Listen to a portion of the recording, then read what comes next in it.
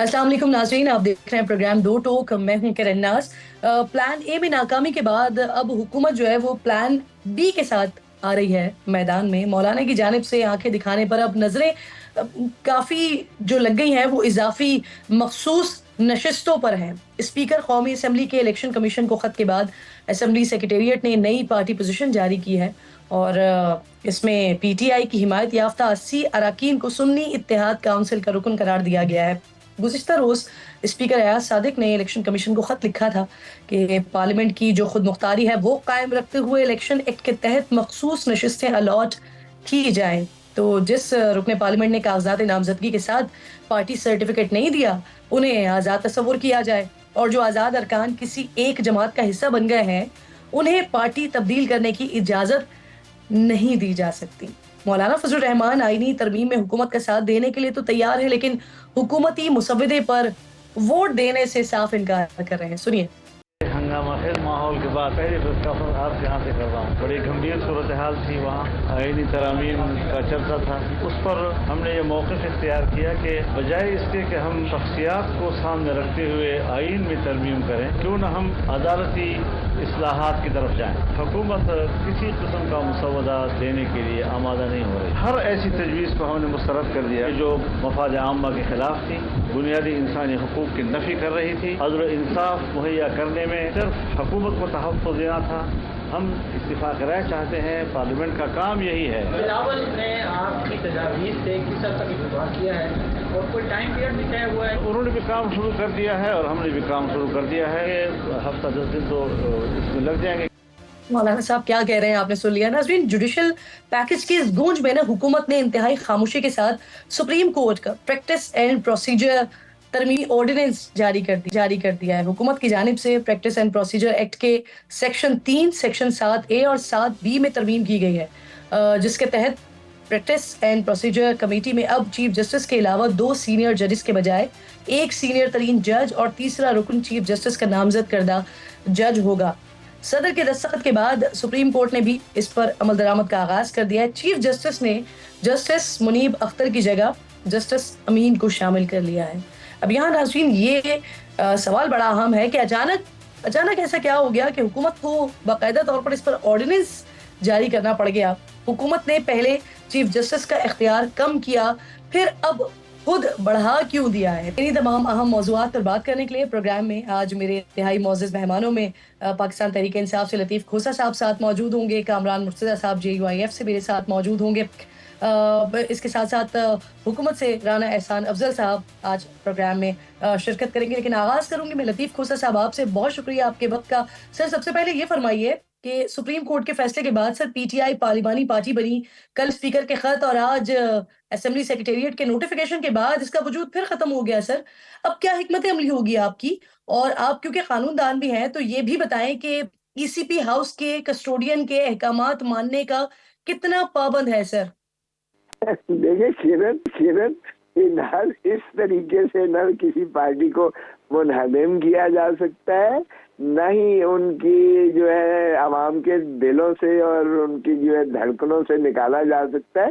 पाकिस्तान तहरीक इंसाफ सबसे बड़ी जमात बन के 8 फरवरी को सारी दुनिया ने देखा है। जिस मोहब्बत से, जिस वालियाना अंदाज से, जिस जोश और जज्बे से लोगों ने जाके वोट दिए हैं, इसके बावजूद के हमारा सिंबल हमसे छीन लिया गया और हम तो एक बल्ला मांग रहे थे। इन्होंने तो जहेज का सारा सामान दे के किसी को आलू, किसी को बैंगन, किसी को कुछ, लेकिन आफरीन है पाकिस्तान के अवाम ने, उन्होंने भरपूर अंदाज से किया। ये जितने इकदाम इस वक्त कर रहे हैं, फॉर्म 47 की पैदावार जो के असेंबली में बैठी हुई है, आज तो मैंने मौलाना फजल रहमान साहब से भी सुनी बात। उन्होंने कहा हम इस असेंबली को नहीं मानते हैं, अपने मौक़िफ़ पर हम कायम हैं।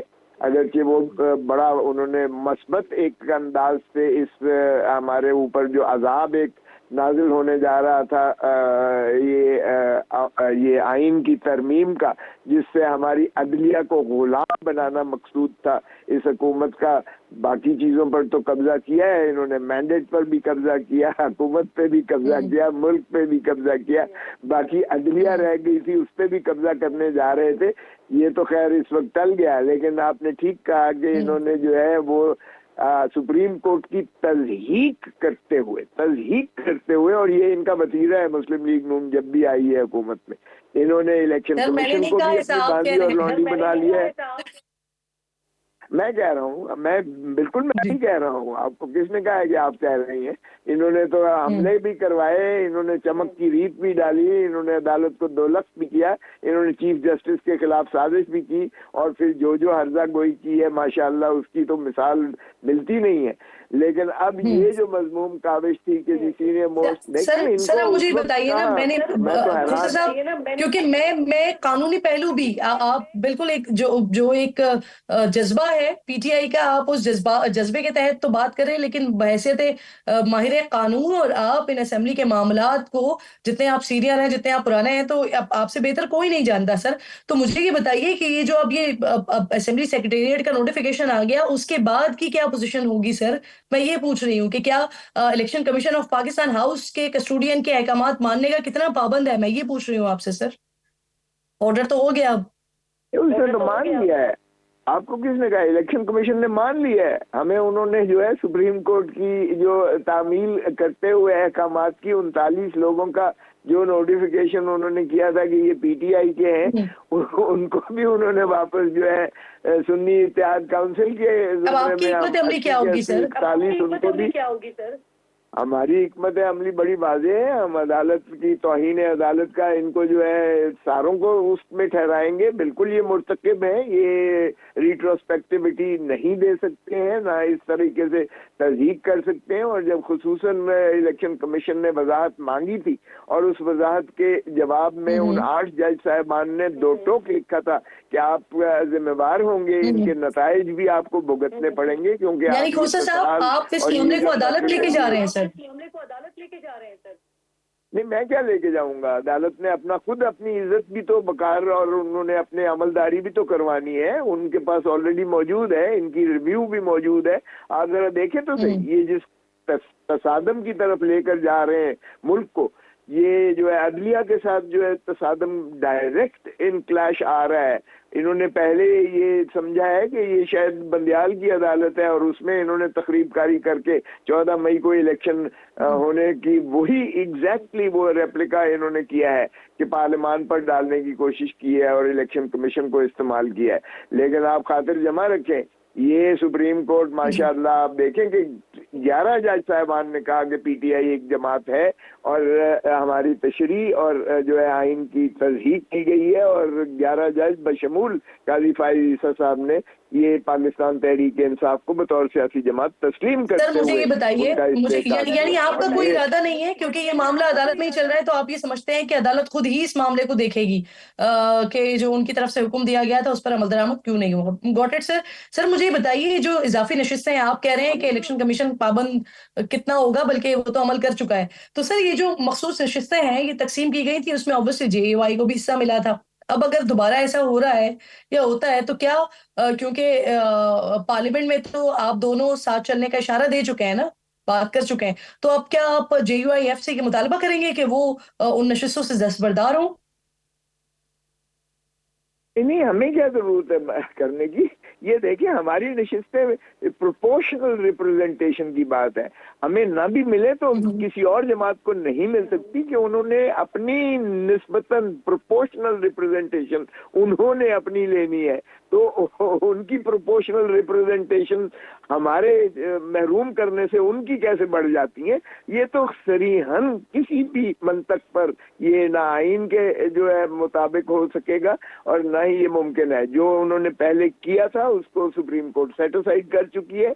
अब अगर ये माशाल्लाह इलेक्शन कमीशन फिर करती है तो मैं समझता हूँ जब किसी की मौत आती है तो वो उस तरफ भागता है। ये हुकूमत का जो है ये वाटरलू होगा। ये इलेक्शन कमीशन जो हम पहले ही तकाजा कर रहे थे कि इनको आर्टिकल 209 में इनको बर्खास्त भी करें और इनको जो है आर्टिकल 6 में इनको जो है सही है ना कि ये इलेक्शन कमीशन ने नहीं किया ना सर, ये कौमी सेक्रेटेरिएट ने किया है, ये नोटिफिकेशन आया है बाकायदा असेंबली सेक्रेटेरिएट से। माफ कीजिए, ये इलेक्शन कमीशन ने किया है। इलेक्शन कमीशन भी अंदर जाना चाहिए, उनको भी मैं समझता हूँ हाई ट्रीजन में अंदर जाना चाहिए, क्योंकि उन्होंने ऐसा खलफशार किया है, आइन की इतनी ज्यादा उन्होंने सबवर्शन की है जो सुप्रीम कोर्ट के 11 जजेस ने भी कहा है। और मैं समझता हूँ कि ये ऐसा एक फसाद क्रिएट होने जा रहा है कि आप देखेंगे, आप किरण याद रखें, आज मेरा नोट कर लें, ये इतना बड़ा इनके गले में फसाद मचेगा कि ये सारे खशो खसाक की तरह बह जाएंगे। बिलाखिर आइन की बालादस्ती मुसल्लम होगी। और तौहीन अदालत की दरखास्त जो है खोसा साहब, तौहीन अदालत की दरखास्त किसके खिलाफ करेंगे सर? क्यों इलेक्शन कमीशन वाले क्यों, क्या आसमान से उतरी हुई मखलूक है? कैसे आप बात कर रहे हैं कि इलेक्शन अगर स्पीकर ने लिख दिया है उसने लेटर, उस लेटर की कोई हैसियत नहीं है। उसने तो ये कहा है कि एक जो है एक्ट में तरमीम की है, लेकिन इलेक्शन कमीशन जो है पाबंद है। उनको हुक्म दिया गया है कि आप जो है इनको इलेक्शन कमीशन के ऑर्डर को सेटिसाइड किया है, खुसूसन जो इन्होंने किया था कि ये पीटीआई को यानी आप तौहीन अदालत की दरखास्त करेंगे इलेक्शन कमीशन के खिलाफ सर? अरे हम करें ना करें, आप देखें सुप्रीम कोर्ट खुद इसको टेकअप भी कर लेगी, हम भी नालिश यकीनन करेंगे। लेकिन मैं बिल्कुल यकीन से कह सकता हूँ कि ये तौहीन अदालत के मुर्तकिब भी होंगे और हम उससे आगे तकाजा करेंगे कि इनको पाबा सलासल करें, इसलिए कि इन्होंने आइन की तज़हीक की है, सबवर्शन ऑफ कॉन्स्टिट्यूशन की है। 3 साल से इन्होंने कौम को हैजानी कैफियत में रखा हुआ है, मुल्क को तबाह करके रख दिया है। अवाम के गैज़ो गज़ब को ये ललकार रहे हैं और बांग्लादेश वाली ये सिचुएशन को लाने की कोशिश कर रहे हैं। ये ना पाकिस्तान के हक में। साहब अब देखिए सर, स्पीकर केपीके ने इलेक्शन कमीशन को खत लिखकर सीट्स के अलॉटमेंट की दरख्वास्त की है। अगर आपकी दरख्वास्त मुस्तरद हो जाती है और सीट सर पुराने तरीक़ेकार पर ही अलॉट होती हैं, तो फिर क्या होगा सर? सेनेट इलेक्शन करवाएंगे या जब तक सीट्स आपको नहीं मिलती सेनेट इलेक्शंस नहीं करवाएंगे? क्या करेंगे हुसैन साहब? बिल्कुल भी नहीं करवाएंगे। इसलिए नहीं करवाएंगे क्योंकि सुप्रीम कोर्ट का फैसला बड़ा वाज़ेह है और सुप्रीम कोर्ट का फैसला आर्टिकल 189 और 190 में वाजिब और पाबंद है। हर इदारा जो है उसको has to work in aid of the supreme court. बहुत ही मजबूत किस्म के आइन की तकाजा है। आइन सुप्रीम है, आइन के ताबे ही सारे काम करते हैं इदारे। पार्लियामान भी आइन के तहत करती है और सारे इदारे भी आइन के तहत करते हैं। तो ये कहना कि जो मादर पिदर आजाद है, पार्लियामान जो चाहे, पार्लियामान भी वो कर सकती है जो नुमाइंदा पार्लियामेंट हो। फॉर्म 47 की पार्लियामेंट। अच्छा सर, आप बताइए, ये मौलाना साहब ने आज प्रेस कॉन्फ्रेंस की घोषा साहब, और उन्होंने कहा कि आईनी तरमीम के मुसविदे पर इत्तेफाक के लिए 10 दिन लग सकते हैं। अगर मौलाना साहब इसकी हिमायत करते हैं घोषा साहब, तब फिर पीटीआई की हिकमत अमली क्या होगी? क्या फिर आप भी हिमायत करेंगे? ये देखिए, सवाल ही पैदा नहीं होता कि हम किसी ऐसी चीज की हिमायत करें। और इस पार्लियामान को तो हम समझते हैं कानून साजी का भी हक नहीं है, इसलिए कि ये गासिब है। ये आवाम के हकूक पर डाका मार के उनके मैंडेट को चुरा कर ये फैसला वैसे मुसविदा देखकर नहीं होगा। ये फैसला मुसविदा देखकर नहीं होगा खोसा साहब। ये पार्लियामेंट या ये हुकूमत जो भी फैसला करती है वो कौमी और अवामी मफाद में हो, वो तब भी नहीं होगा क्योंकि ये इस हुकूमत का होगा। अरे बाबा, ये इनको अख्तियार ही नहीं है। देखें, बेसिक चीज है, हम कहते हैं कि जुरिस्डिक्शन है कि नहीं है, इनको अख्तियार ही नहीं है, नंबर 1। नंबर 2, ये बदनीयती पर मबनी है, इनको अख्तियार भी नहीं है। और फिर तीसरी बात ये है कि मुझे बताएं कि पर्सन स्पेसिफिक कभी हो सकता है? और कहाँ थे ये 18वीं तरमीम में जब इन्होंने मुत्तफिका 136 तरामीम की? उस वक्त क्यों नहीं ये आईनी कॉन्स्टिट्यूशनल कोर्ट लेकर आए? उस वक्त क्यों नहीं किया इन्होंने? 136 तरामीम की। सर, मौलाना साहब कह रहे हैं हुकूमत ने आईनी तरमीम का जो मुसविदा है वो मौलाना के साथ शेयर किया, तो क्या इन्होंने सर आपके साथ भी किया था वो शेयर जो आज मौलाना साहब ने कहा कि वो अपना मुसव्विदा बना रहे हैं, तो क्या कोई इनपुट आपसे भी लिया गया है, पीटीआई से कोई सतह पर मुशावरत हुई है? ना, बिल्कुल भी नहीं हुई है। मौलाना साहब को भी बिल्कुल जो है आखिरी वक्त में अमर मजबूरी दिखाया गया, और जब एतराज किया मौलाना साहब ने, ये तो सिविलियंस का ट्रायल भी जो है दे रहे थे मिलिट्री कोर्ट्स में, और जब Kamran Murtaza advocate supreme court साहब ने पूछा कि जी ये कैसे आप कर सकते हैं, ये तो बुनियादी हकूक के मुतसादिम है, तो बिलावल भुट्टो जरदारी साहब ने कहा कि ये हमारी मजबूरी है, मजबूरी है। जाहिर है कि ये इनके किसी के पास भी कोई ड्राफ्ट नहीं था। मौलाना साहब ने आज भी कहा है, पहले एक ड्राफ्ट आया, फिर दूसरा आया, फिर तीसरा आया। वो कह रहे हैं ऐसी, वो कह रहे हैं, वो टीवी पर आकर कह रहे हैं ऐसी कोई बात ही नहीं हुई है। सर मुझे ये बताइए, पीपल्स पार्टी के मुताबिक मिलिट्री ट्रायल के हवाले से आर्टिकल 8 में तरमीम जेयूआई के मुतालबे पर वापस ली गई है, तो क्या ये पैगाम आपने जेयूआई क़यादत को पहुंचाया था या उन्होंने ये फैसला अपने तय किया है? नहीं नहीं, उन्होंने अपने से ही किया है। देखिए, वो जाहिर है कि मौलाना साहब की एक अपना जमात भी है, अपनी सोच भी है। वो जो है, यकीनी बात है कि वो अवाम के मफाद के खिलाफ बिल्कुल भी नहीं गवारा भी नहीं करेंगे, जाएंगे भी नहीं। आज भी मैंने उनकी पूरी प्रेस कॉन्फ्रेंस सुनी है, और कामरान मुर्तजा साहब एक बहुत ही मुअज़्ज़ज़ और सीनियर एडवोकेट सुप्रीम कोर्ट के अलावा पार्लियामेंटेरियन भी हैं, उनकी भी यकीनन इनपुट होगी इसमें। ये कोई ऐसी फिस्तायत की जो है हरकत कर ही नहीं सकते हैं, मैं समझता हूँ कि जिसमें आइन का चेहरा ही। इमरान खान साहब ने मौलाना फजल रहमान साहब के किरदार पर शकूक व शुबहात का इजहार किया है, इसकी क्या वजह है खुसा साहब? नहीं, आप तो कभी नहीं किया। पहले तो एक दूसरे में जो हम, जाहिर है कि चूंकि एक दूसरे के खिलाफ होते थे तो वो फायरवर्क्स चलते थे, सियासत में हमेशा होता है। लेकिन अब तो हम सारे तारीफ कुना है, बशमूल इमरान खान ने मौलाना साहब के किरदार की बड़ी तारीफ की है। इसमें कोई शायबा नहीं है कि ये चोरी शब खून मारने के लिए ये इन्होंने तो सेनेट भी बिठा दी, कौमी असेंबली भी बिठा दी, और ये तेजी से बगैर दिखाए 1 2 3 करने के लिए ये तो तैयार थे पूरी तरह के आइन का चेहरा मसक करके आइन को अपने ताबे कर लिया जाए, और एक पैरेलल कोर्ट बनाकर उसका चीफ जस्टिस काजी फाइजा को बनाकर सारा काम उनके सपोर्ट कर दिया जाए। ये तो पूरी तरह बदनीयती पर अपनी तैयारी की तो थी। ये मौलाना साहब को क्रेडिट है। पहले किरदार पर शकूक व शुबहात का इजहार किया गया था, अब जो है वो आप कह रहे हैं, अब तारीफ कर रहे हैं बाकायदा इमरान खान साहब मौलाना साहब के किरदार की। सर हुकूमत ने आज प्रैक्टिस एंड प्रोसीजर तरमीमी ऑर्डिनेंस जारी किया, और उसके फौरी बाद चीफ जस्टिस ने 3 रुकनी कमेटी की असर 9 तश्कील भी दी है। क्या वजह समझ आती है इसकी आपको सर, और जो मजीद तरामीम की गई है इसको किस तरह से देख रहे हैं खुसा साहब?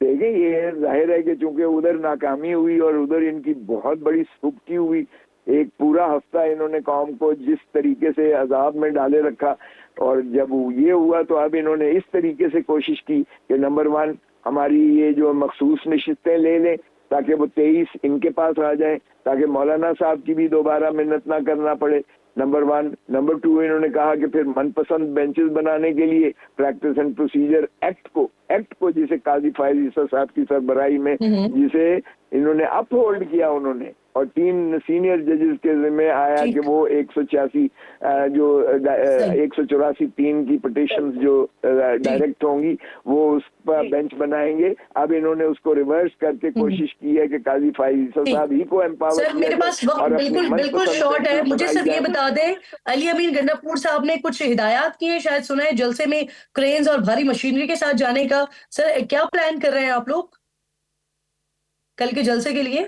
देखिए, अली अमीन गंडापुर एक सूबे के चीफ मिनिस्टर हैं। क्या ये मुमकिन है कि एक चीफ मिनिस्टर को जो है दूसरे सूबे में कोई माने किया जाए या रोका जाए, या जो है उनके रास्ते में कोई रुकावटें पैदा की जाए? नहीं, तो आप उनकी तरफ से ऐसी इंस्ट्रक्शंस हैं सर, भारी मशीनरी की, क्रेन्स की? सर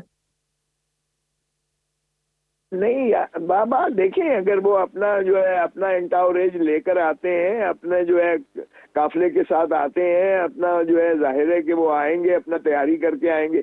अब अगर आप कंटेनर उनके रास्ते में करते हो तो हटाने का उन्हें अख्तियार नहीं है। सुप्रीम कोर्ट, हाई कोर्ट क्या नहीं सर, फिर अगेन सर आप लोगों के लिए मुश्किलात खड़ी होंगी ना कोसा साहब, और फिर आप लोग कहेंगे कि बाकी तमाम जमातों को जलसों की इजाजत दी जाती है, हमें नहीं दी जाती। लतीफ खोजा साहब प्रोग्राम मौजूद थे, हम गुफ्तगू कर रहे थे। बहुत बहुत शुक्रिया आपका। कामरान मुर्तज़ा साहब का आपने तस्करा किया, तो वो भी प्रोग्राम में मेरे साथ मौजूद है, मेरे इंतहाई मोअज़्ज़ज़ मेहमान है। अस्सलाम वालेकुम कामरान साहब। सबसे पहले ये फरमाइए, मौलाना फजल रहमान साहब ने कहा कि इस्लामाबाद में गंभीर सूरत हाल का सामना करना पड़ा है, हुकूमत पार्लियामेंट से गलत कवानीन पास करवाना चाहती है। JUI की कैलकुलेशन क्या है सर? हुकूमती तरामीम का मकसद क्या था? क्या सोच रहे थे आप लोग? देखिए, जो चीजें हमें पहले से बता रहे थे बड़ा इनोसेंटली, वो उसके मुताबिक तो हमारा ख्याल ये नहीं था कि जो है इस तरह की तरमीम ले आएंगे। जब मसौदा दिया, बहरहाल हम उनके साथ कंसेंट उस वक्त तक नहीं कर रहे थे कि हमें पता था कि कोई भी बात अनहोनी भी हो सकती है, तो जब तक कागज ना देख लें उस वक्त तक कोई हम तबसरा नहीं कर रहे थे। बहरहाल जहाँ तक जो कंसेप्ट उन्होंने बताए थे, उन कंसेप्ट में कोई ऐसी चीजें खतरनाक नहीं नजर आती थी। तो जिस वक्त फिर डॉक्यूमेंट आया सामने, तो फिर थोड़ा सा जो है ना उससे अफेंड हुए। फिर हमने कहा कि जी इसमें हमें टाइम दीजिए ताकि हम जो है इसको देख लें, एग्जामिन कर लें, एक दूसरे के साथ डिबेट कर लें आपस में इंटरनली, और देन जो है फिर उसके बाद हम आपको जवाब दे सकेंगे। वो गवर्नमेंट को कोई जल्दी थी, शायद वो देन एंड टेयर हर चीज करना चाह रही थी, तो उनको कोई एप्रीहेंशन थे। वो एप्रीहेंशन तो खैर अल्टीमेटली गलत साबित हुए, मगर बहरहाल जो है ना वो उस दिन फिर वो पास नहीं हो सकी इस वजह से। सर, आप लोग जिस मुसविदे पर काम कर रहे हैं, उसमें हुकूमती मुसविदे से हटकर क्या है सर? कुछ अहम पॉइंटर्स शेयर करेंगे? उसमें अब मौलाना से मेरी थोड़ी देर पहले बात हुई है, उन्होंने कहा है कि मैं आपसे कुछ चीज़ें शेयर करता हूँ, तो फिर इन लाइंस पे आगे बढ़िए। तो अभी तक वो जो चीज़ें उनकी तरफ से आएंगी, फिर हम आगे बढ़ेंगे और एक रफ ड्राफ्ट बनाएंगे। जब वो अप्रूव कर देंगे तो देन जो है ना वो आपसे शेयर कर पाएंगे। बिफोर टाइम जो है वो कोई चीज़ शेयर करेंगे तो मसाइल पैदा होंगे। अभी तक आपके साथ शेयर नहीं किए गए हैं, या मुझे मौलाना साहब ने कोई इंस्ट्रक्शंस देनी है। उन्होंने कहा, मुल्तान में थे आज, उन्होंने इंस्ट्रक्शंस देनी है। उन्होंने कहा कि और मैं आ जाता हूँ तो फिर आपके साथ बैठ भी जाएंगे और आपको बता भी देता हूँ जो जिन लाइंस पे आपने बढ़ना है, वो चीजें आ जाए तो फिर उसी हिसाब से फिर इंशाल्लाह ताला। सर, स्पीकर ने इलेक्शन कमीशन को खत लिखा है कि अगर मखसूस नशिस्तें हुकूमत को मिल गई, तो आपको लगता है सर कि JUI की अहमियत वो रहेगी जो आज है? फिर तो वो आपके बगैर ही मंजूर करवा लेंगे ना सर, जो खत अब लिख दिया गया है स्पीकर की तरफ से? देखिए, JUI की अपनी अहमियत है। हमारी अहमियत ये नहीं है कि हम कोई गलत काम करें या अच्छा काम हमसे बुरा काम करवा लिया जाए। तो हमारी अहमियत एज ए पॉलिटिकल पार्टी है। हम अगर वो फर्ज करें कि खुद ही पास करवाना चाहते हैं तो करवा ले में हमारे लिए आसानी हो जाएगी। हम पे कोई ऐसा इल्जाम नहीं आएगा मुस्तकबिल में।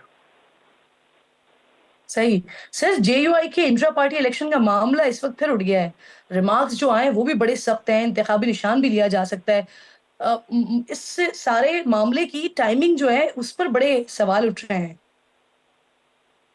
चलते रहते हैं मामले। अभी इस वक्त जो है ना बहस हो चुकी है और रिजर्व हो चुका है केस।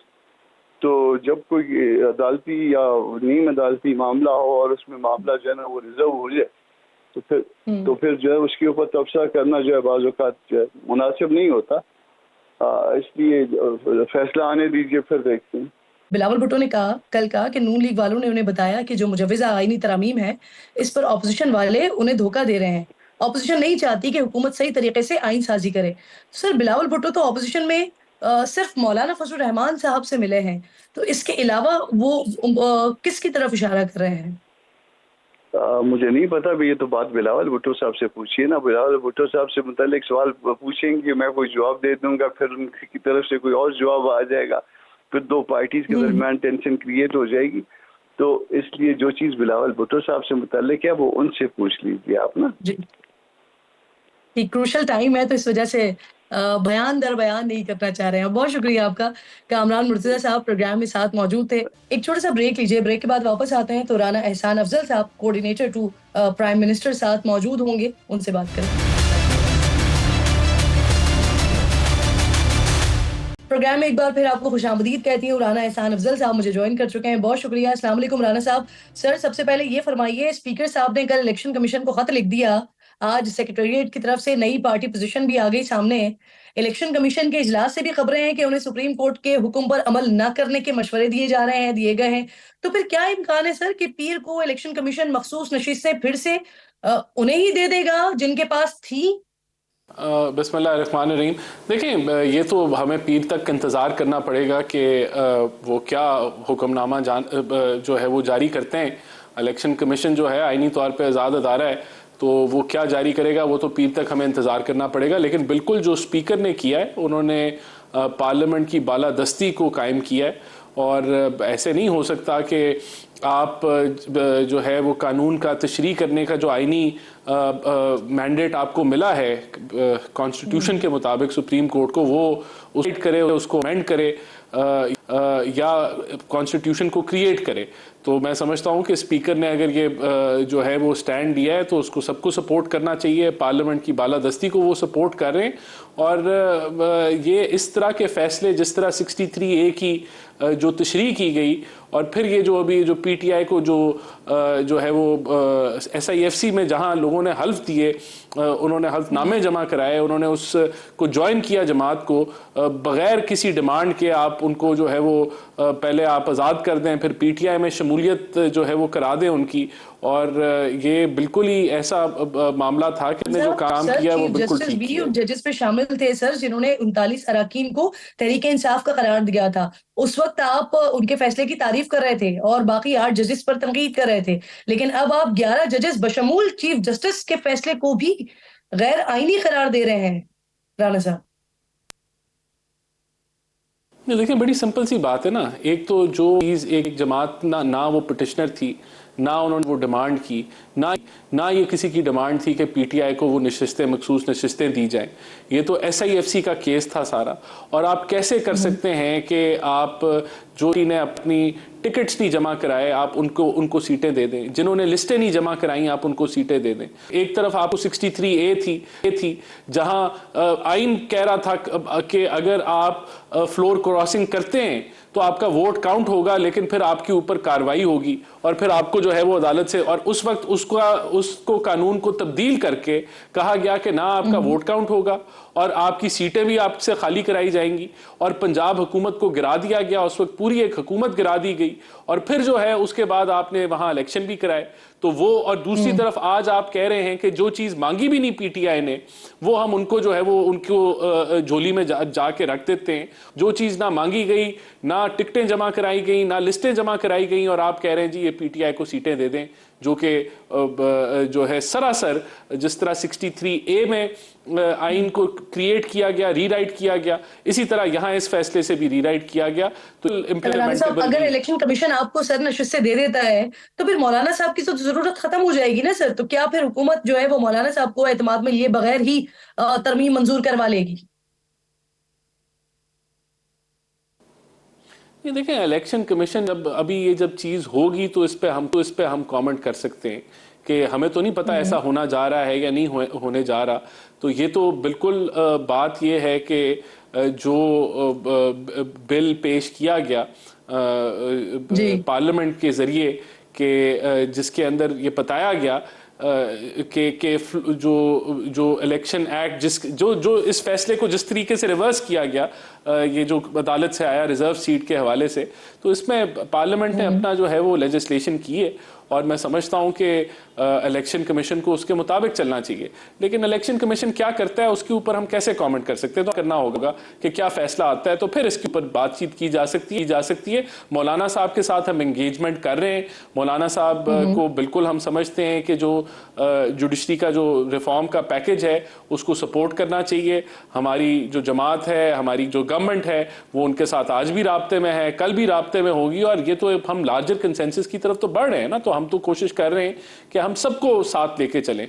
तो ऐसा नहीं है कि उनकी कोई अहमियत में कमी आएगी या कोई ऐसी कोई बात है। ये बाकी इलेक्शन कमीशन का जब फैसला आएगा तो तब देखा जाएगा कहाँ कोई अगर वो ऐसा कोई फैसला करती है कि क्या होता है। लेकिन अभी इस वक्त दिस पॉइंट इन टाइम और आगे भी हम बिल्कुल लार्जर कंसेंसस की तरफ हम समझते हैं हमें जाना चाहिए, और सबके साथ आपकी हुकूमत, आपके लोग तो उनको इंगेज करने की कोशिश कर रहे हैं, लेकिन मौलाना साहब ने जो जो आज प्रेस कॉन्फ्रेंस की है वो कह रहे हैं कि इस मुजव्वज़ा आईनी तरमीम का मकसद सिर्फ हुकूमत को तहफ़्फ़ुज़ देना था। तो सर हुकूमत तो मुसव्विदा भी दिखाने को तैयार नहीं थी, ऐसा कह रहे हैं मौलाना साहब, पूरी ताकत से गलत तरमीम को रोकेंगे। हुकूमत क्यों छुपा रही थी सर? देखें, अभी तो ये मुसद्दवा जो है ये काबीना में पेश होना था। काबीना में नुक्ताचीनी होती तो जो CCLC है, जो cabinet committee on legislative cases है, फिर वहाँ जाता। उसके बाद ये असेंबली में टेबल होना था और जब एक एक तरामीम पढ़ी जानी थी तो उसके ऊपर खड़े होकर वोटिंग होनी थी। तो ऐसा तो नहीं था कि ये सारे प्रोसेस स्किप हो जाते। तो मुसद्दवा बिल्कुल इनसे शेयर किए गए, इनसे बातचीत भी जारी थी, इनसे राय भी ली गई, लेकिन जिस डिटेल में वो चाहते थे उस डिटेल में डिस्कशन नहीं हुई जो अब हो रही है। लेकिन राना साहब, पिछले हफ्ते तक तो किसी को मालूम भी नहीं था ना सर, नाइब वजीर आजम को, वजीर कानून को, इन समेत कई वज़रा थे आपके जिनको इल्म भी नहीं था। अब आप कह रहे हैं कि इस पर दोबारा से काम शुरू हो गया है, तो अगर काम हो रहा है तो अब मुसव्विदा कौन तैयार कर रहा है सर?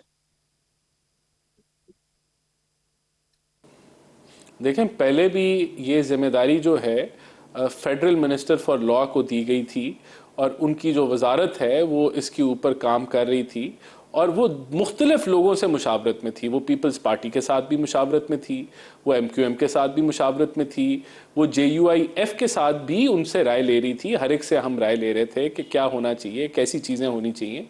कुछ चीज़ें तो चार्टर ऑफ डेमोक्रेसी की हैं, जिस तरह आईनी अदालत बनाना है। तो आज भी वही जो है फोरम इसको तैयार कर रहे हैं जिसमें लॉ मिनिस्ट्री है, फेडरल मिनिस्टर फॉर लॉ है और फिर हम दीगर अब इसकी डिटेल मुशावरत जो है वो कोalition पार्टनर्स के साथ हो रही है। कुछ लोगों ने, पार्टीज ने कहा है कि वो अपनी वर्किंग करके कुछ रिकमेंडेशंस देंगे। तो ये मिलजुल के काम अब चल रहा है। ये तो अब कंसेंसस बेस्ड मामलात हो गए अब। सही। अच्छा राना साहब, इस सारी सिचुएशन में हमने एक चीज मिसिंग देखी, मियां साहब उस तरह से हमें मुतहर्रिक नजर नहीं आया। आज शायद लाहौर में इस हवाले से इजलास हुआ है, लेकिन वहां पर भी वो हिस्सा तो है लेकिन फ्रंट से लीड नहीं कर रहे हैं मियां साहब। वजह क्या है इसकी?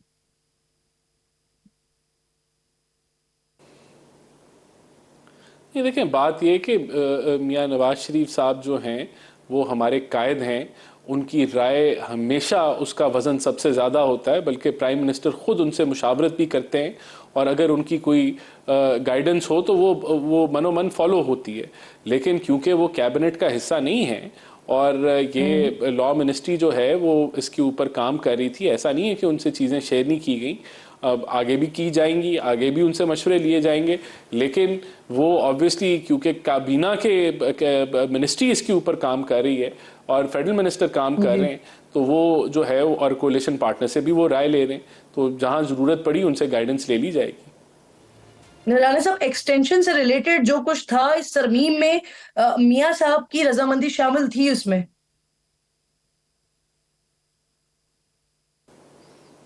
देखिए, ये शिक बाय शिक तो मेरे पास इंफॉर्मेशन नहीं है कि किस चीज़ पे उनका इत्तेफाक था या नहीं था, लेकिन ओवरऑल वो भी समझते हैं कि जुडिशल रिफॉर्म्स होनी चाहिए और वो बिल्कुल जब भी ये फाइनल हुई और हमारी जो हमें लगा कि हमारी जो नंबर गेम है वो पूरी है और हमें जो सपोर्ट चाहिए कोalition पार्टनर से, तो मियां साहब अपनी पार्टी को, अपनी गवर्नमेंट को ज़रूर सपोर्ट करेंगे। अच्छा राना साहब, ये भी बताइए सर, आज हुकूमत ने प्रैक्टिस एंड प्रोसीजर ऑर्डिनेंस, तरमीमी ऑर्डिनेंस जारी किया है सर, इसकी अचानक कितनी जरूरत क्यों पेश आ गई कि बाकायदा सर्कुलेशन समरी के जरिए इसकी मंजूरी लेना पड़ी? हुकूमत ने पहले चीफ जस्टिस के इख्तियार को कम किया, फिर अब खुद ही उनके इख्तियारात को बढ़ाने की जरूरत पड़ गई। सर ऐसी क्या उस्ताद पड़ी? देखिए, ये इसका भी मकसद जुडिशल निज़ाम के अंदर ट्रांसपेरेंसी लाना है। अगर हमने कहा है कि आपको सुओ मोटो पे तहरीरी तौर पे लिख के देना होगा कि वजूहात जो हैं कि ये वाकई पब्लिक मैटर है या नहीं है, और अगर ट्रांसक्रिप्ट भी जो है वो भी आपने पब्लिक करनी है, तो यहाँ तो ये आप ट्रांसपेरेंसी लेके आ रहे हैं। अगर आपने जो बात ये है कि हुकूमत अभी भी जुडिशल रिफॉर्म्स के ऊपर सीरियस है और जो हुकूमत को लगता है कि जिस रिफॉर्म से बेहतरी आएगी हम उसकी तरफ बढ़ेंगे, और ये ऑर्डिनेंस भी जो है वो जुडिशल निज़ाम में बेहतरी लाने के लिए है। एक आम आदमी के लिए, इस निज़ाम में बेहतरी लाने के लिए, और जो हमें जितनी समझ बूझ हम रखते हैं हम उसके मुताबिक इसको लेके आए और हम समझते हैं कि इससे बेहतरी आएगी निज़ाम के अंदर और बेहतर होता है, इसमें कोई शक नहीं है कि इसके ऊपर भी ये बिल पास होता असेंबली से। लेकिन ये कि 3 माह का टाइम है, उसके अंदर अगर हुकूमत ने महसूस किया कि ये हमें टेबल करने की ज़रूरत है और एक डिटेल डिस्कशन में जाने की ज़रूरत है पार्लियामेंट में, तो हम ये रुख भी जो है ये रास्ता भी इख्तियार ज़रूर करेंगे। सर 2 सीनियर जजेस के साथ चीफ जस्टिस कमेटी को लीड कर रहे थे, लेकिन फिर अब चीफ जस्टिस साहब को इख्तियार दिया गया है कि वो किसी और जज को इंगेज कर लें और दूसरे सीनियर जज कमेटी का हिस्सा नहीं रहे हैं। देखें, अभी भी कमेटी मौजूद है, अभी भी मेजॉरिटी 3 लोगों ने डिसाइड करना है कि कहाँ सुओ मोटो लेने की ज़रूरत है। लेकिन इससे ये है कि जो है एक तरीके से जो फॉर्मेशन ऑफ कमेटी के अंदर उनका थोड़ा सा एक रोल बढ़ गया है चीफ जस्टिस का।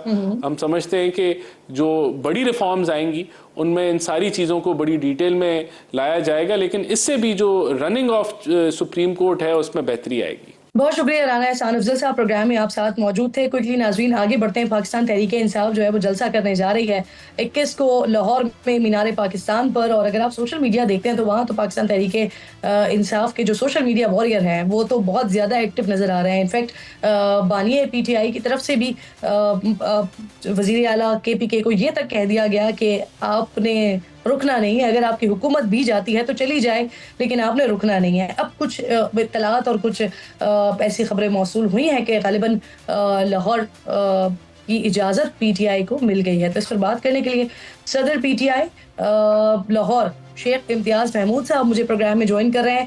बहुत शुक्रिया आपका। सर, पंजाब हुकूमत ने PTI को जलसे की इजाज़त दे दी है मीनार पाकिस्तान की जगह जल्लो पार्क के मकाम पर, तो क्या आप लोग अब वहीं जलसा करेंगे जहाँ की इजाज़त मिली है? सबसे पहले जी जल्लो पार्क की नहीं इजाजत हुई, ये काना काछा में एक कैटल मार्केट है, ये वहां पे हमें इजाजत मिली है और हमारी पूरी कोशिश थी कि हमें मीनार पाकिस्तान दिया जाए, लेकिन बाकी पार्टियों को मीनार पाकिस्तान बड़े आराम से मिलता है। JUI ने किया है, मिनाजुल कुरान ने किया है, लेकिन हमें से एक डिस्क्रिमिनेटरी बिहेवियर है। लेकिन मैं आपको करेक्शन कर दूं कि जो हमें बताया गया है वो कैटल मार्केट है काना काचा में फिरोजपुर रोड पे, और इंशाल्लाह हमें इन्होंने जो इजाजत दी है हम इस इजाजत के तहत ही अपना जलसा जो है काना काचा कैटल मार्केट में करके दिखाएंगे। सही, यानी कि जहां आपको इजाजत दी गई है वहीं पर ही आपकी तरफ से जलसा किया जाएगा। अब सर, लेकिन जो शराइत इंतजामिया की जानिब से आई हैं सामने, उसमें जो आम शर्त है वो अली अमीन गड्डापुर साहब की माफी भी है सर, तो क्या अमल करेंगे अली साहब इस पर? बिल्कुल, ऐसी कोई बात उन्होंने जरूर रखी है, और 2-4 शराइत हैं जो उन्होंने रखी हैं, वो किसी भी सूरत काबिल कबूल नहीं होंगी जी। ये हमारी पार्टी का मौक़िफ़ है। इम्तियाज साहब, सर बानिए PTI ने कहा था कि जलसे की इजाजत नहीं दी गई तो मीनार पाकिस्तान पर एहतजाज करेंगे, तो क्या अब ये फैसला हो गया है कि मीनार पाकिस्तान नहीं जाएंगे और जो लाहौर की मवेशी मंडी है वहीं पर ही जलसा किया जाएगा? दोनों काम होंगे कल इंशाल्लाह। आप देखेंगे मीनार पाकिस्तान पहले एहतजाज होगा कि हमें इन्होंने वेन्यू नहीं दिया, और उसके बाद जो है हमारा जलसा भी होगा। हम कल इंशाल्लाह आप देखेंगे कि हमारा एहतजाज भी होगा खान साहब की जो कॉल है उसके मुताबिक, और हमारा जलसा भी होगा। अच्छा इम्तियाज साहब, आप कैटल मार्केट की बात कर रहे हैं सर, लेकिन DC लाहौर का एक NOC आया है मीडिया के सामने जिसमें लिखा है कि आपको जल्लो पार्क में 2 बजे से लेकर 5 बजे तक की इजाजत मिली है सर। जी वो फेक है। हमें जो इतला की गई है अभी थोड़ी देर में वो आपको हम भेज भी देंगे।